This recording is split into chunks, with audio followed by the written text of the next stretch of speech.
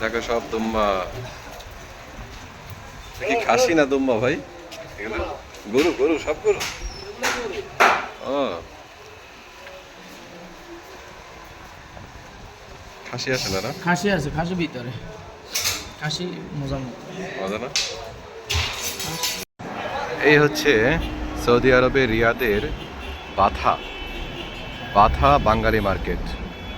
যে ওভারব্রিজ দিয়ে আসছে ওদিক দিয়ে, এয়ারপোর্ট থেকে যদি কেউ আসে তাহলে এদিকে আসবে, এই যে নিচে নামলে এই মোড়টাকেই বলে বাথা বাঙালি মার্কেটের সামনে ট্যাক্সি মোড়।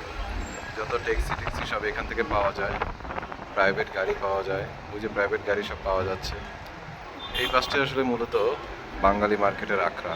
এখানে বাস স্ট্যান্ড আছে, টিকিট কেটে বাস যায়।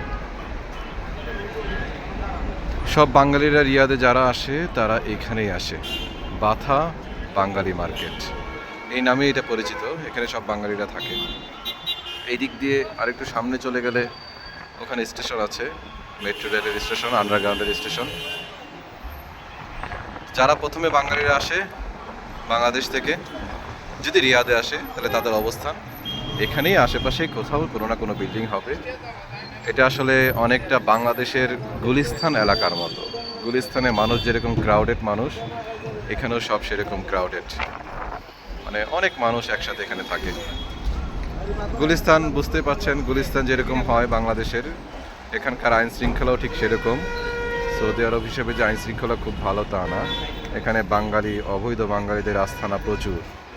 অনেক অবৈধ মানুষ যাদের আকামার মেয়াদ শেষ, তারা এখানে অবস্থান করে, অবৈধভাবে কাজ করে। এখানে নাকি শুনি পুলিশ প্রশাসনেরও আসতে ভয় লাগে। বাঙালিদের খুব দাপট এখানে আসলে। যারা অবৈধ হয়ে আছে তারা এখানেই আসে। আল বাথা স্টেশন।